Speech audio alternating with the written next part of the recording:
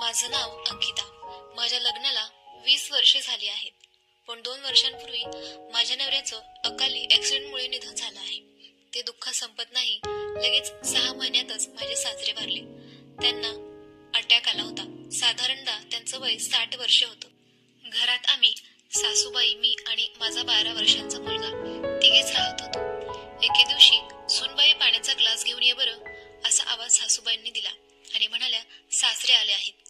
मी विचारात पडले, आता कोण सासरे? कारण माझ्या सासऱ्यांना निधन होऊन तर 6 महिने झाले होते. मग मी विचार केला, असतील कोणी पाहुणे. मी पाण्याचा ग्लास घेऊन हॉलमध्ये गेले. मग मी त्यांना पाणी दिलं आणि आतमध्ये जाऊन चहा दिला. पण बघते तर काय, सासऱ्यांच्या वयाचं तर कोणीच नव्हतं. अगदीच 40 वर्षांचे ते व्यक्ती होते. आणि मी त्यांना म्हणाले, हे घ्या दादा पाणी. असं म्हटल्यावर सासूबाई हसल्या आणि म्हणाल्या, अगं हा तुझा दादा वगैरे नाही, हा तुझा सासरा आहे, म्हणजेच हा माझा लांबचा भाऊ आहे, असं सासूबाई मला म्हणाल्या. मग मीही विचारात पडले. सासूबाईंचं वय अगदीच 50 वर्षांचं होतं आणि समोर बसलेले 40 वर्षांचे होते. म्हणजे ते सासूबाईंचे लांबचे भाऊ होते. तू याला कधी पाहिलं नाहीस, कारण हा आपल्या घरी कधीच आला नव्हता. आता तुझे सासरे वारले आणि तुझ्या नवऱ्याचंही असं निधन झालं, म्हणून तो मला भेटायला आला आहे आणि थोड्या दिवसात तो आपल्यासोबत इथेच राहणार आहे. याचं नाव किशन आहे. हा इथे जवळपासच राहतो, पण कधी येणं होत नाही. मग मीच त्याला इथे बोलावून घेतलं. राहील थोडे दिवस तो आपल्यासोबतच आणि तुझ्या नवऱ्याचं जे काम पेंडिंग होतं ते सुद्धा मी याच्याकडून पूर्ण करून घेते. माझा नवरा हा सरकारी नोकरदार होता आणि आईची अशी इच्छा होती की मी त्यांच्या जागेवर नोकरी करावी. म्हणून आईला तर काय वाचता लिहिता येत नाही. म्हणून मग त्यांनी त्यांच्या लांबच्या भावाला म्हणजेच किशनला बोलावून घेतलं. म्हणजेच काय तर आता माझ्या नवऱ्याचं निधन झाल्यामुळे त्यांच्या जागेवर नोकरी करायची होती. तर या सगळ्या गोष्टींचा विचार करून सगळे डॉक्युमेंट्स जमा करायचे होते आणि आईला वाटत होतं मी जर तिथे एकटी गेले तर बरोबर नाही, लोकांच्या नजरा अशा वाईट. म्हणून त्यांनी किशनला बोलावून घेतलं आणि त्यांची मदत होईल आणि आमचंही काम होईल. बऱ्याच दिवसांनी किशन आल्यामुळे घरातलं वातावरण अगदी चेंज झालं होतं. खूप आनंदाचं वातावरण होतं, कारण आईंना सुद्धा खूप एकटं वाटायचं. पण आता त्यांचा भाऊ आल्यामुळे त्या सुद्धा खुश होत्या. त्या रात्री आम्ही खूप मस्त गप्पा मारल्या, जेवण केलं. झोपायची वेळ झाली आणि सगळे झोपी गेले. तेव्हा बराच वेळ मला असा भास झाला की माझ्या खोलीबाहेर कोणीतरी फिरत आहे. शेवटी मीच उठले व खोलीचा दरवाजा उघडला तर बाहेर खरंच कोणीतरी फेऱ्या मारत होतं. ते होते माझे सासरे. म्हणजेच किशन मला पाहून जरा दचकलेच होते. मी त्यांना म्हणाले, तुम्हाला काही हवं होतं का? त्यावर ते म्हणाले, नाही, मला झोप येत नव्हती म्हणून मी इथे फेऱ्या मारत होतो.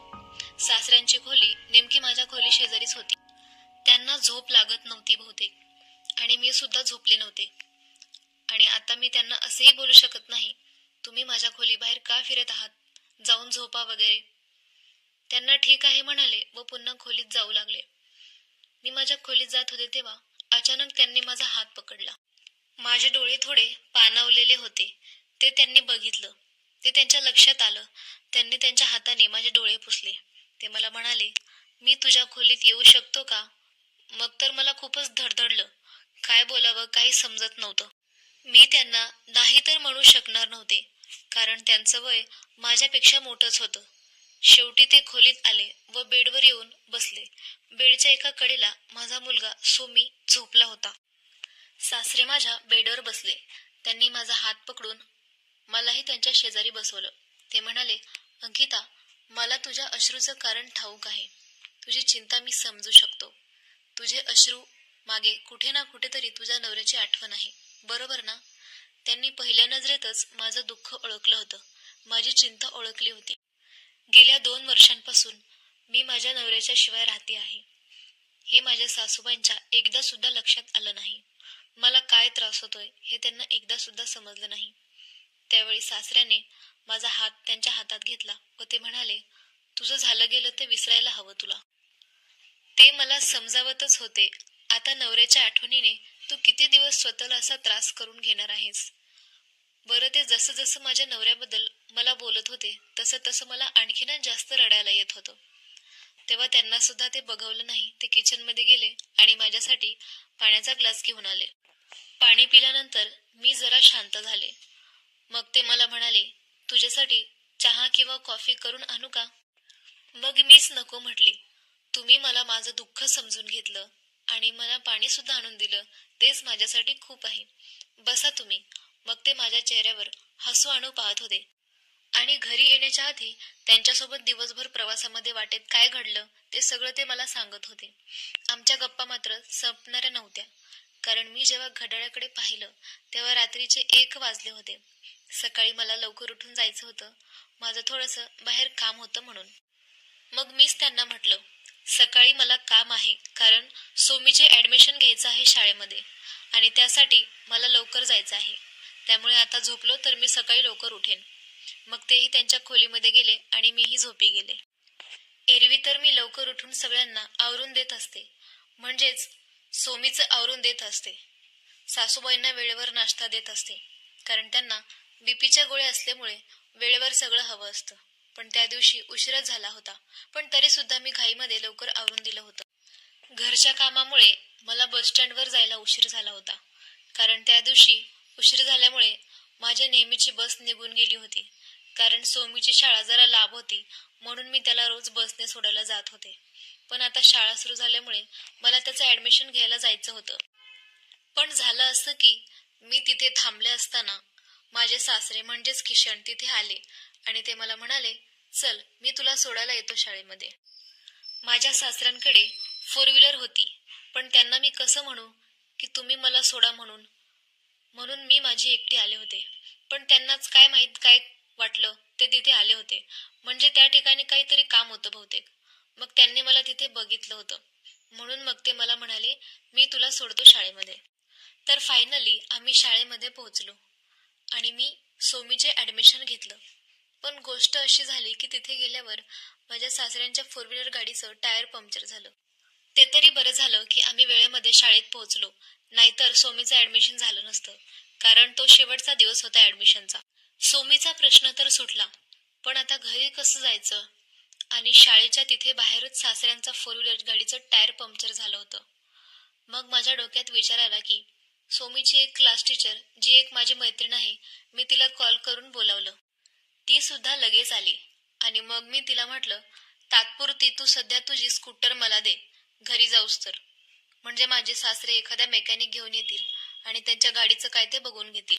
मग तिने सुद्धा जास्त विचार न करता तिच्या गाडीची चावी मला दिली आणि ती चावी मी माझ्या सासऱ्यांना दिली. मग आम्ही दोघे घरी गेलो. पण घरी जाताना, गाडीवर बसताना ज्या प्रकारे माझ्या नवऱ्याच्या खांद्यावर मी हात ठेवायचे, तसाच हात माझ्याकडून चुकून सासऱ्यांच्या खांद्यावर ठेवला गेला. सासूबाईंचा विचार करता मी खांद्यावर ठेवलेला हात पुन्हा वापस घेतला आणि विचार केला की हे तर माझे सासरे आहेत. तेव्हा मी लगेचच हात बाजूला केला. शाळेपासून थोडं पुढे गेल्यावर पुन्हा माझा हात खांद्यावर गेला. यावेळी मी त्यांच्या खांद्यावरून माझा हात बाजूला काढू लागले, तेव्हा त्यांनी माझा हात पकडला व पुन्हा तो त्यांच्या खांद्यावर ठेवला. ते म्हणाले, लाजू नकोस, बिनधास्तपणे तू माझ्यावर विश्वास ठेवू शकतेस. त्यांच्याशी बोलता बोलता घर कधी आलं हे समजलं पण नाही. मला जरा भाजीपाला आणायला जायचं होतं, म्हणून मी तेव्हा एकटीच गेले होते. भाजीपाला तर घेऊन झाला, आता रिक्षा मात्र मिळत नव्हता. आणि आता सुद्धा विशेष असं घडलं की तिथे सुद्धा सासरे मला घ्यायला आले. मी त्यांच्या जवळ गेले आणि त्यांना पाहून म्हणाले, सासरे बुवा तुम्ही इथे पण आलात? तेव्हा ते म्हणाले, एकतर माझं नाव किशन आहे आणि सासरे बुवा बोलणं बंद कर आधी. त्यांनी तसं म्हटल्यावर मी परत विचारातच पडले. पण ते मला म्हणाले, तुझ्या सासूबाई असल्यावर तू मला सासरे म्हणू शकतेस, पण जेव्हा आपण दोघेच असू तेव्हा मात्र तू मला नावानेच हाक मार, ठीक आहे? आपलं नातं सासरा व सुनेचं आहे हे मला सुद्धा ठाऊक आहे, पण हो, आपल्या दोघांमध्ये एवढे पण अंतर नाहीये. आता मी तुला घ्यायला आलो आहे. रोज तुझी खूपच दगदग होते हे मला समजले आहे. आता जोपर्यंत मी इथे आहे तोपर्यंत मीच तुला शाळेमध्ये सोडायला येईल, कारण मला समजले तू सोमीला एकटं सोडत नाहीस. कारण नवऱ्याचं असं निधन झाल्यामुळे तुला भीती वाटते की सोमीला काही होईल. मग मीही होकारार्थी मान डोलवली. सासरे म्हणाले, मी ताईलाही सांगितलंय मी रोज तुला सोडायला येईल, म्हणून इथे मी जोपर्यंत आहे तोपर्यंत मीच येईल तुला सोडायला, ठीक आहे? थोड्याच वेळात आम्ही घरी आलो होतो. आम्ही घरी आलो तेव्हा सोमी सुद्धा शाळेतून आलेला होता. मी सासूबाईंना फोन केला तेव्हा त्या म्हणाल्या की मी माझ्या मैत्रिणीकडे आले आहे. आज मी खूपच दमून गेले होते. फार थकले होते. तेव्हा मी माझ्या खोलीत गेले व फ्रेश होऊन कपडे बदलायला गेले.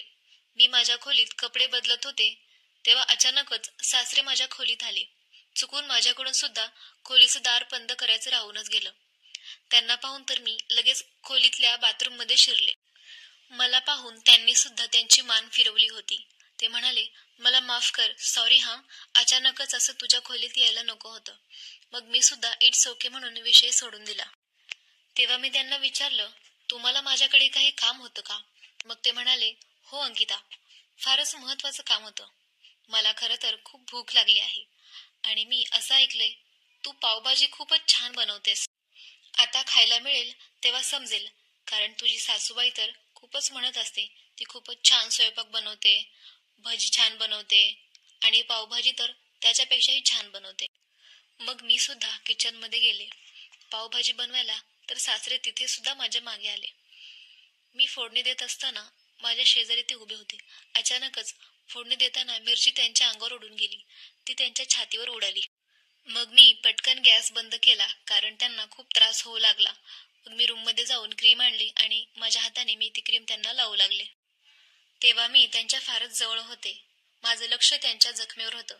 मी क्रीम लावण्यात व्यस्त होते, पण सासऱ्यांचं लक्ष मात्र दुसरीकडेच कुठेतरी होतं. तेव्हा ते म्हणाले, तुझा हात जसा माझ्या जखमेवरून फिरत आहे तसं सगळं दुखणं अगदी गायबच झाले आहे असे वाटते. जेव्हा मी त्यांच्या चेहऱ्याकडे पाहिलं तेव्हा त्यांचे हावभाव मला काही ठीक दिसले नाहीत आणि हॉलचा दरवाजा उघडा होता. तेव्हा सासूबाई अचानक घरात आल्या आणि आमच्या दोघांना इतकं जवळ पाहून त्या माझ्याकडे वेगळ्याच नजरेने बघत होत्या. मी मान खाली घालून त्यांच्यापासून लांब झाले व माझं काम करू लागले. त्याबद्दल तर त्या मला काही बोलल्या नाहीत, पण आता मला सासऱ्यांच्या मागे पुढे असणं जरा खटकू लागलं होतं. त्याबद्दल मी सासूबाईंकडे तक्रार करावी एवढी माझी हिंमत नव्हती. सोमी आता त्याच्या नवीन आजोबांसोबत चांगला रुळला होता. सोमी रात्री झोपण्यापूर्वीही त्यांना आमच्या खोलीत घेऊन यायचा व तिथेच त्यांच्यासोबत खेळत असायचा.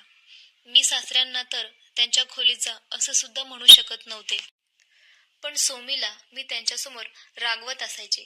पण तो लहान आहे असं म्हणून सासरेही मुद्दामच माझ्या खोलीत थांबण्याचा बहाणा शोधत असायचे. त्या दिवशी सोमीला भूक लागली म्हणून रडू लागला. तेव्हा सासरे माझ्या खोलीतच त्याच्यासोबत खेळत होते. मी सोमीसाठी किचनमध्ये दूध आणायला गेले. मी येऊपर्यंत तो झोपी गेला होता. तो झोपल्यानंतर सासरे माझ्या खोलीतच होते.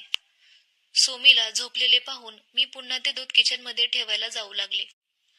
तेव्हा सासरे म्हणाले, सोमी तर झोपी गेला, पण त्याच्या बाबांना भूक लागली आहे. ते दूध तू मला दे. मी सासऱ्यांच्या हातात दुधाचा ग्लास दिला तेव्हा त्यांनी माझा हात घट्ट पकडला होता. मी त्यांना म्हणाले, तुम्ही हे काय करत आहात? त्यावर ते म्हणाले, अंकिता, तुला मी या आधी सुद्धा सांगितलं आहे, आपण दोघे असताना मला तू सासरी बुवा म्हणू नकोस. मला फक्त नावाने हाक मार. आणि हो, मी तुझा हात याकरता पकडलाय की नेहमी तू मला बघताच खोलीतून बाहेर जात असतेस. आज मला तुझ्याशी थोडं बोलायचं आहे. त्यांच्या बोलण्यावर मी त्यांच्या शेजारी बसले. ते मला म्हणाले, आता तुझ्या नवऱ्याचं जाऊन 2 वर्ष झाले आहेत. तू किती दिवस अशीच रडत बसणार आहेस? तू फार सुंदर आहेस. त्यातल्या त्यात अजून तरुणही आहेस. जास्त वयही नाही झालं तुझं. तू किती दिवस एकटीने जीवन जगणार आहेस? तुला नाही, पण सोमीला तरी बाबांची गरज नक्कीच भासत असेल. मी तर लग्नाच्या एकदम विरोधात होते. मला आता कोणाशीच लग्न करायचं नव्हतं. मी त्या विषयावर सासऱ्यांशी जास्त बोलले नव्हते, तरीही ते मला समजावतच होते. ते म्हणाले, तुला कोणावर विश्वास नसेल तर मी तुला कसा वाटतो ते सांग. त्यांच्या प्रश्नावर तर मी अगदी डोळे फाडून त्यांच्याकडे बघू लागले. घरात एक पुरुष आल्यापासून घरातलं वातावरण किती बदललं होतं. पण मी सासऱ्यांबद्दल असा विचार कधीही केला नव्हता. मी किशनच्या बोलण्यावर त्याला कुठलाही होकार कळवला नव्हता. तो त्याच्या खोलीत जाताच मी माझ्या खोलीचा दरवाजा बंद केला व झोपी गेले. दुसऱ्या दिवशी सकाळ झाली. अलार्म वाजला आणि डोळे उघडताच मी पाहिलं, सोमी माझ्या जवळ नव्हता. मी माझ्या खोलीतून बाहेर आले तर बाहेर हॉलमध्ये सोमी मला सासऱ्याच्या हातात दिसला. मी त्यांच्या हातातून सोमीला खेचलं व मी माझ्या खोलीत आले. तेव्हा माझ्या मागे सासूबाई आल्या होत्या. मी ज्या प्रकारे सासऱ्यांकडून सोमीला खेचलं होतं ते सगळं काही आईंना आवडलं नव्हतं आणि ते त्यांनी पाहिलं होतं. त्या म्हणाल्या, "सुनबाई, हे सगळं काय आहे? तू आता बाहेर तुझ्या सासऱ्यांची कशा प्रकारे वागलीस? सोमी आजोबांमध्ये किती रमला आहे हे तुलाही माहीत आहे. किशन तर त्याला खेळवत होता आणि तू त्याला अशा प्रकारे खेचून घेऊन आलीस जसे की किशन कोणी परका आहे. तुझं हे बघणं मला अजिबात आवडलेलं नाहीये." मी सासूबाईंच्या बोलण्यावर एक शब्दही उलट बोलले नव्हते. दुसऱ्या दिवशी मी शाळेला जायला निघाले सोमीला सोडण्यासाठी. पण तेव्हा मी किशनला सोडा म्हटलेच नव्हते. पण सासूबाई मला कडक शब्दात म्हणाल्या की तुला बसने जाण्याची गरज नाहीये. तुझे सासरे तुला सोडायला येतील. सासूपुढे या आधीही मी काही बोलले नव्हते ना आता. शाळेच्या गेटमध्ये सोडताना किशन मला म्हणाला, "अंकिता, तुला माझा काही राग आला आहे का?" मी त्याच्याकडे लक्ष न देता सरळ शाळेमध्ये गेले. शाळेच्या आवारातच मला माझी मैत्रीण भेटली. ती म्हणाली, "अंकिता, गेल्या काही दिवसांपासून मी या व्यक्तीला तुझ्यासोबत बघत आहे. ज्या प्रकारे तो तुझ्याशी बोलतो, तुला शाळेमध्ये सोडून जातो आणि परत तुला घ्यायला येतो, त्यावरून मला जरा असं वाटत आहे की त्याच्या मनात तुझ्याविषयी काहीतरी वेगळ्याच भावना आहेत." मी माझ्या मैत्रिणीच्या बोलण्यावरही लक्ष दिले नाही. पण या सगळ्या गोष्टी काहीतरी वेगळंच दर्शवत होत्या. कारण एवढ्या वर्षानंतर किशन म्हणजेच माझे सासरे घरी आले होते. त्यांचा काय उद्देश होता? ते सासऱ्याप्रमाणे माझी काळजी तर घेत होते, बोलायचे, पण एका वेगळ्याच नजरेने ते माझ्याकडे बघत असायचे. दुसऱ्या दिवशी माझ्या मैत्रिणीच्या कॉलेजमध्ये गॅदरिंग होतं. त्या दिवशी तर मला कॉलेजमध्ये जाण्याची अजिबात इच्छा नव्हती. पण तिच्या इच्छेखातर मला जावं लागलं. कारण नाचगाणी बघण्याची माझी अजिबातच इच्छा नव्हती. त्या दिवशी सासूबाई सकाळी त्यांच्या नातवाला घेऊन बाहेर मार्केटमध्ये गेल्या होत्या. आज मला कॉलेजला 12 वाजता जायचं होतं. कारण तिने तसं कॉल करून सांगितलेलं होतं. माझा तर कॉलेजमध्ये जाण्याचा अजिबातच मूड नव्हता. काहीतरी कारण करून मी टाळण्याचा प्रयत्न करत होते. तसं मी तिला सांगितलं, शक्य झालं तर मी येईल, नाहीतर कॅन्सल पण. मला जाण्याची अजिबात खरंच इच्छा नव्हती. मैत्रिणीशी फोनवर बोलून झाल्यानंतर माझ्या मागून सासरे माझ्या खोलीत आले. त्यांच्या हातात एक छान मस्तपैकी साडी होती. त्यांनी ती माझ्या हातात दिली व मला म्हणाले, "ही साडी घालून छान मेकअप करून तयार हो. मी तुला तुझ्या कॉलेजच्या फंक्शनमध्ये सोडतो." मी म्हणाले, "मला कुठेही जायचं नाहीये आणि मी कुठे जायचं आणि कुठे नाही हे ठरवणारे तुम्ही कोण?" त्यावर सासरे म्हणाले, "तुझं म्हणणं बरोबर आहे. तू काय करायचं आणि काय नाही हे ठरवणारा मी कोणीच नाही. तू स्वतःसाठी कधीतरी तयार व्हावं अशीच माझी इच्छा आहे. तू आज एकदा स्वतःला नटवून तर बघ. तुझ्या सुंदरतेमध्ये अजून किती भर पडेल हे मला वेगळं सांगायची गरज नाही. एकदा तरी स्वतःसाठी तयार हो," असं ते मला म्हणत होते. सासऱ्यांचं बोलणं मला थोडंसं पटू लागलं. म्हणून मी माझ्या खोलीबाहेर जातात मी त्यांनी आणून दिलेली साडी व दागिने घालून तयार झाले. तयार होताच मी माझ्या खोलीचा दरवाजा उघडला. तसेच सासरे माझ्या खोलीबाहेर उभे दिसले. ते माझा हात पकडून पुन्हा मला माझ्या खोलीत घेऊन आले. 2 वर्षांपूर्वी मी गुंडाळून ठेवलेला माझा मेकअपचा बॉक्स त्यांनी आज बाहेर काढायला लावला, जो मी काढला. त्यांनी त्यांच्या हाताने मला लिपस्टिक लावून दिली. ते म्हणाले, "हा लाल रंग तुझ्यावर फारच छान दिसत आहे." त्यांनी लिपस्टिक लावून त्यांचा हात खाली केला. तेवढ्यातच सासूबाई सोमीला घेऊन खोलीत आल्या. सासूबाईंनी मला असं रंगीबिरंगी कपड्यात पाहून माझ्या सुंदरतेचे कौतुक करू लागल्या. याच्या आधी सुद्धा त्यांनी मला व्यवस्थित राहावं यासाठी आग्रह केला होता. पण मी ते ऐकत नव्हतं आणि मी ते कधी ऐकलं पण नव्हतं. आज मी किशनचं बोलणं कसं काय ऐकलं मला समजत नव्हतं. मी तयार झाल्यावर किशन मला गाडीने कॉलेजमध्ये सोडायला आले. तेव्हा माझ्या काही मैत्रिणी किशनला माझा नवरा समजून बसल्या. त्या म्हणत होत्या की तुमच्या दोघांची जोडी तर फारच छान दिसत आहे. असं बरंच काहीसं त्या आमच्याबद्दल बोलू लागल्या. मग मी म्हणाले, "हा माझा नवरा नाहीये, हे माझे सासरे आहेत." एवढे तरुण सासरे पाहून सगळ्यांच्या तोंडावर 12 वाजले होते. कोणाला विश्वासच बसत नव्हता की ते माझे सासरे आहेत. सगळ्या मुली त्यांच्याकडे आश्चर्यचकित होऊन बघत होत्या. कॉलेजमध्ये गॅदरिंग तर पूर्ण झालं. जेव्हा कॉलेजमध्ये आम्ही घरी जायला निघालो तेव्हा गाडीवर बसताच माझा हात किशनच्या मांडीवर गेला. जवळजवळ अर्धा रस्ताभर माझा हात त्यांच्या मांडीवर होता. अचानक मी भानावर आले व मी त्यांच्या मांडीवरून माझा हात बाजूला केला. मला अचानक काय झालं होतं समजत नव्हतं. आम्ही घरी येताच सासूबाई सोमीला घेऊन भाजीसाठी बाजारात गेल्या. आता तासभर तरी त्या घरी येणार नाहीत हे मला ठाऊक होतं. तेव्हा मी किशनला माझ्या खोलीत घेऊन आले. माझ्या ब्लाऊजची रिबीन सोडवण्यासाठी मी त्यांची मदत घेतली. रिबीन सोडवायला 2 सेकंद पुरेसे असतात, पण किशन तर अर्ध्या मिनिट झाला रिबीन चाळत होता. तेव्हा मी त्याच्या दिशेने वळले व त्याचा हात हातात घेतला. मी त्याला म्हणाले, तुला माझ्याकडून काय अपेक्षा आहे हे मला समजलं आहे.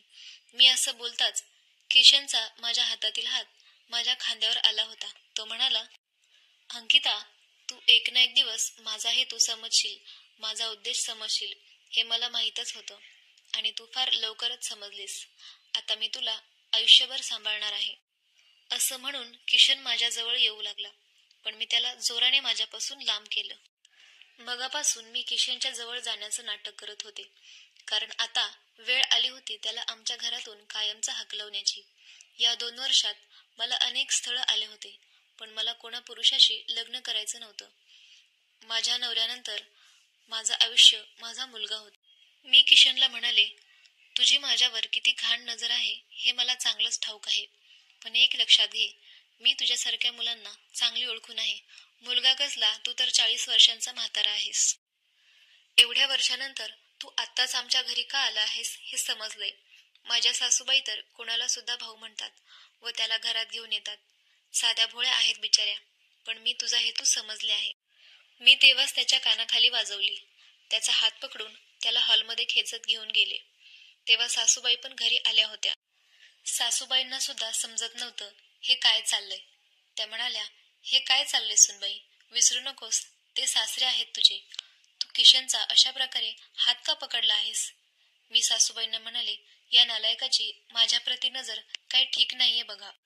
आता याला आपल्या घरात अजिबात जागा नाही. तेव्हा सासूबाईंनी माझ्या हातून हात सोडवला व त्या म्हणाल्या, सुनबाई, तुला खरं सांगण्याची वेळ आली आहे. सुनबाई, मीच किशनला इथे बोलावलं होतं, पण तुझ्या नवऱ्याच्या नोकरीसाठी नाही तर वेगळ्या कारणासाठी. मी त्याला इथे बोलावलं होतं. ते माझा सख्खा किंवा चुलत भाऊ नाहीये. एका लग्नात आमची भेट झाली होती. किशन मला त्याची मोठी बहीण मानतो. किशनचा स्वभाव मला माहीत होता, म्हणून तर मी त्याला इथे बोलावलं. तुझा नवरा गेल्यापासून त्यानंतर 2 वर्षे झाले मी तुला रोज बघतीये, तुझी अवस्था बघतीये. नीट झोपत सुद्धा नाहीस. रात्री झोपत काहीतरी बडबड करत असतेस. तुला या सगळ्या गोष्टीतून मला बाहेर काढायचं होतं आणि त्यासाठी हा एकच मार्ग मला योग्य वाटला, म्हणून मी तुझं लग्न लावायचं ठरवलं किशन सोबत. त्यासाठी मी किशनला इथे बोलवलं. पण तू तर आता सुद्धा तुझं मन घट्ट करून आहेस. किशन म्हणाला, अंकिता, मी तुझ्या सुंदरतेवर नाही तर तुझ्यावर प्रेम करतो आणि मागच्या काही दिवसात मी सोमेमध्ये फार गुंतलो आहे. एक पुरुष घरी आल्यापासून घरातलं वातावरण कशा प्रकारे बदललं होतं हे मलाही दिसलं होतं. मला वाटलं सासूबाईंना माझं दुःख दिसत नाहीये, पण त्या तर रोजच माझं दुःख पाहून त्यांनाही त्रास होत होता. तेव्हा मी सासूबाई आणि किशनला म्हणाले, मी कोणाशीच लग्न करू शकत नाही. मी लग्न केलं तर मला सुनील माफ करणार नाही. ते रोज माझ्या स्वप्नात येतात. त्यावर किशन म्हणाला, तुला काय स्वप्न येतात, तू काय बडबडतेस हे सगळं काही मी बघितलं आहे. अंकिता, तू जो विचार करतेस तेच तुझ्या स्वप्नात असतं. सुनीलची तर इच्छा असेल की त्याची बायको व मुलगा सुखात असावे. तुलाही दुसरे लग्न करण्याचा अधिकार आहे. सोमीलाही वडिलांची गरज आहे. किशनने मला माझ्या विचारातून बाहेर काढण्यासाठी फार मदत केली होती. तेव्हा मी खूपच भावनिक झाले आणि त्यांच्या गळ्यात पडून खूप जास्त रडू लागले. किशन म्हणाले, हे तुझे शेवटचे अश्रू समज. आजच्या नंतर मी तुला कधीही रडू देणार नाही. माझ्या मनात कुठे ना कुठे किशनने आता जागा निर्माण केली होती. लग्न झाल्यानंतर मी किशनच्या घरी गेले. मी माझ्या आईसारख्या सासूबाईंनाही माझ्यासोबत घेऊन गेले होते, कारण माझ्या कल्याणकारी जीवनाचा विचार त्यांनीच तर केला होता. आता जे काही आहे ते सगळं त्यांच्यामुळेच आहे. मित्रांनो, आजची ही कथा तुम्हाला कशी वाटली कमेंटमध्ये नक्की सांगा आणि आपल्या चॅनलवर नवीन असाल तर चॅनलला सबस्क्राईब करायला विसरू नका. भेटूयात अशाच एका व्हिडिओमध्ये. तोपर्यंत बाय बाय.